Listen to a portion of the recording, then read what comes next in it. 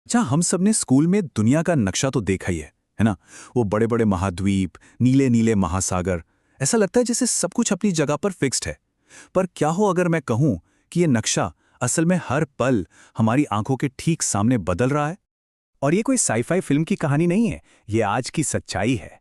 तो चलिए आज निकलते हैं एक ऐसे ही सफर पर और देखते हैं कि हमारा ये प्लैनेट, हमारी ये धरती आखिर बदल कैसे रही है। इस सफर में हम दुनिया के अलग अलग कोनों में जाएंगे, एकदम बर्फीले मैदानों से लेकर विशाल बहती नदियों तक, और पता लगाएंगे कि ये बदलाव कहां और सबसे जरूरी कैसे हो रहे हैं। तो चलिए शुरू करते हैं ये टूर। ठीक है, तो अब जरा गहराई में चलते हैं। हमारी यात्रा शुरू होगी दुनिया के सबसे ठंडे, सबसे बर्फीले इलाकों से, मतलब धरती के वो हिस्से जो हमेशा जमे रहते हैं। वैज्ञानिक भाषा में इसे क्रायोस्फीयर कहते हैं। और यकीन मानिए, यहाँ की बर्फीली चादरें एक बहुत ही जरूरी कहानी सुना रही हैं।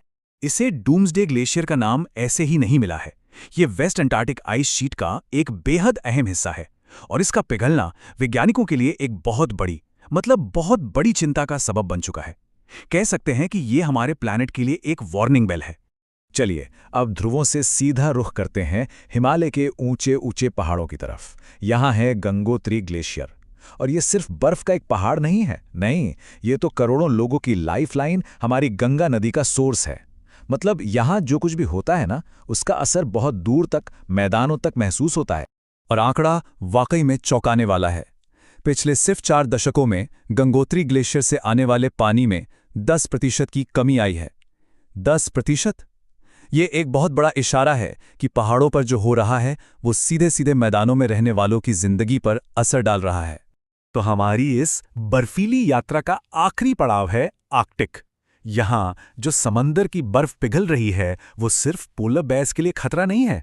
जरा सोचिए, ये बर्फ हमारे प्लैनेट के नेचुरल एयर कंडीशनर की तरह काम करती है, और जब ये कमजोर पड़ता है तो हमारी धरती की कार्बन सोखने की ताकत वो भी कम हो जाती है। तो बर्फ की कहानी तो हमने देख ली, अब आते हैं पानी पर, मतलब दुनिया की बड़ी बड़ी नदियों पर। और यहां भी बदलाव की एक जबरदस्त कहानी चल रही है। यहाँ ना एक बहुत ही दिलचस्प, कह सकते हैं कि एक टकराव देखने को मिलता है।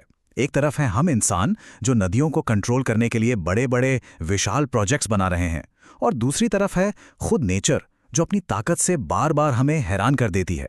इंसानी इंजीनियरिंग का एक जबरदस्त उदाहरण देखना हो तो भारत की कालेश्वरम परियोजना को देखिए। ये दुनिया की सबसे बड़ी मल्टी स्टेज लिफ्ट इरिगेशन परियोजना है। इसका काम पता है क्या है? पानी को ग्रेविटी के खिलाफ, मतलब नीचे से ऊपर की ओर उठाना। कमाल है ना?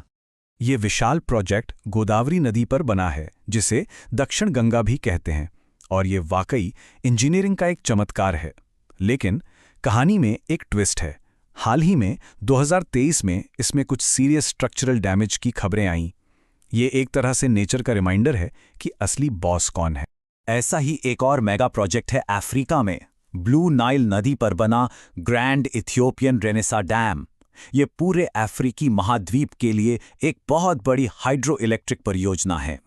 तो एक तरफ तो इंसान अपनी इंजीनियरिंग का दम दिखा रहा है, और तभी दूसरी तरफ नेचर अपना कमबैक करती है। कैलिफोर्निया की तुलारे झील, सोचिए, 130 साल से सूखी पड़ी थी, और फिर 2023 में जबरदस्त बारिश के बाद वो अचानक वापस आ गई, जैसे प्रकृति कह रही हो, मैं अभी यहीं हूं। चलिए अब थोड़ा पेस बढ़ाते हैं और एक क्विक टूर करते हैं दुनिया के कुछ अनोखे और बहुत ही सेंसिटिव द्वीपों का। यहाँ पर्यावरण की अपनी ही बिल्कुल अलग कहानियां हैं। सबसे पहले चलते हैं भारत के माजुली। ये दुनिया का सबसे बड़ा नदी द्वीप है जो ब्रह्मपुत्र नदी के बीचों बीच है। लेकिन एक चिंता की बात यह है कि नदी के कटाव की वजह से ये लगातार सिकुड़ता जा रहा है। अगला स्टॉप, फटाफट चलते हैं बैरन आइलैंड। ये अंडमान का हिस्सा है, और इसकी सबसे बड़ी खासियत, यहाँ भारत का इकलौता एक्टिव ज्वालामुखी है, मतलब एक जियोलॉजिकल हॉटस्पॉट। और इस आइलैंड टूर का फाइनल डेस्टिनेशन है कामचटका पेनिनसुला। ये रूस का एक दूर दराज का इलाका है जो मशहूर रिंग ऑफ फायर का हिस्सा है। यहाँ इतने सारे ज्वालामुखी हैं कि इसे आग और बर्फ की एक जादुई धरती कहा जाता है। तो ठीक है, हमने दुनिया के अलग अलग कोनों का सफ़र किया, अलग अलग कहानियां देखी। अब वक्त है थोड़ा जूम आउट करने का और ये समझने का कि ये सारे छोटे छोटे टुकड़े मिलकर कौन सी बड़ी तस्वीर बना रहे हैं। सोचिए जरा, हमने अंटार्कटिका से शुरू किया, फिर हिमालय और आर्कटिक तक पहुंचे, भारत और अफ्रीका की नदियों को देखा और फिर प्रशांत महासागर के द्वीपों की सैर की। ये सब हमें क्या दिखाता है? यही कि ये सारी भौगोलिक घटनाएं ये आइसोलेशन में नहीं हो रही, ये सब एक दूसरे से जुड़ी हुई हैं। तो इस पूरे सफर से 3 मोटी मोटी बातें निकल कर आती हैं। पहली, पिघलती हुई बर्फ, ये एक ग्लोबल वार्निंग है। दूसरी, पानी को लेकर इंसान और कुदरत के बीच एक जबरदस्त खींचतान चल रही है। और तीसरी, माजुली और कामचटका जैसे जो अनोखे इकोसिस्टम हैं वो बहुत ज्यादा दबाव में हैं। और आखिर में ये सब हमें एक बहुत बड़े सवाल के सामने लाके खड़ा कर देता है।